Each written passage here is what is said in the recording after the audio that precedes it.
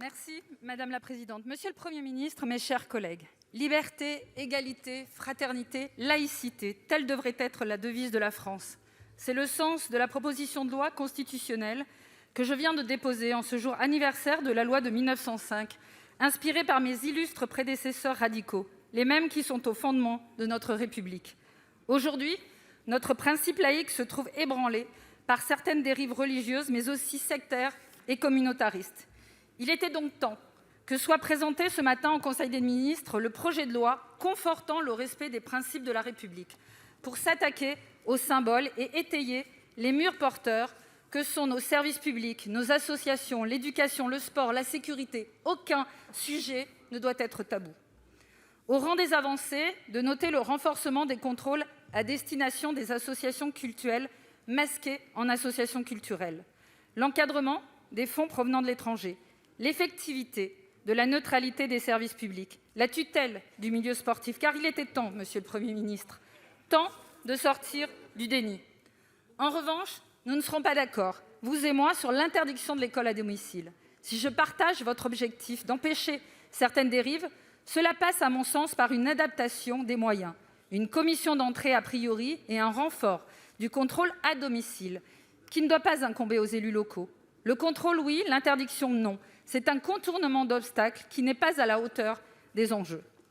Monsieur le Premier ministre, si je salue la reprise dans votre loi de quelques prescriptions de la commission d'enquête sur la radicalisation islamiste que j'ai présidée, oserez-vous aller plus loin dans l'écoute du Sénat?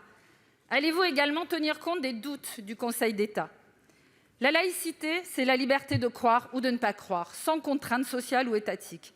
Une spécificité française qui fait de nous un modèle dans le monde depuis 115 ans. Comment comptez-vous la préserver et l'affirmer dans ce nouveau siècle? Je vous remercie.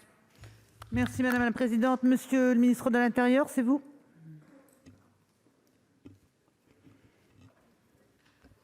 Madame la sénatrice, nous regardions avec Jean-Michel Blanquer parce que cette question aurait très bien pu s'adresser également à Monsieur le ministre de l'Éducation nationale, dont je salue le travail dans la présentation du texte de loi, comme j'ai pu le faire avec Madame la ministre déléguée et Monsieur le garde des Sceaux.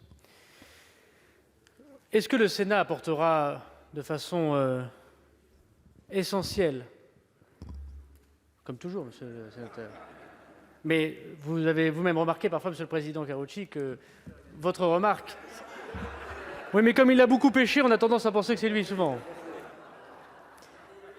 Le gouvernement sera, Monsieur le président Karoutchi, comme l'ensemble des sénateurs, Madame la sénatrice, pardon, sera très à l'écoute. Et je l'ai dit au président Larcher, que j'ai vu à plusieurs reprises et dont je suis à la disposition à la fois du président Larcher, bien sûr, du président de la commission des lois et de l'ensemble des groupes politiques que j'ai déjà réunis sous l'autorité de Monsieur le Premier ministre pour que nous puissions le plus possible trouver un consensus républicain sur un texte qui, comme le disait Aristide Briand à la tribune de l'Assemblée nationale, de la Chambre des députés, est fait à la fois pour pacifier les esprits et pour rendre de la force à la République. Oui, ce texte de loi présenté ce matin au Conseil des ministres répond à énormément de défis que vous évoquez dans le champ de la République. Le champ associatif, plus de subventions pour les subversions, le champ de l'action publique, neutralité non seulement des agents, mais des agents qui travaillent, si j'ose dire, dans les missions de service public, dans les délégations de service public. Plus, effectivement, de personnes qui aient pu être condamnées pour terrorisme ou apologie du terrorisme dans des associations cultuelles. Des arguments favorables pour dissoudre ces associations séparatistes. Et de ce point de vue, le gouvernement émet des preuves, Conseil des ministres après Conseil des ministres, que bien des gouvernements n'ont pas osé faire, devant parfois la lâcheté ou les compromissions. Et oui, Madame la sénatrice, nous aurons la possibilité de travailler ensemble, je l'espère de tout cœur, étant le ministre qui portera ce texte de loi avec mes collègues, pour que nous puissions trouver, avec la grande Chambre républicaine, le Sénat, une voie pour la République. La parole est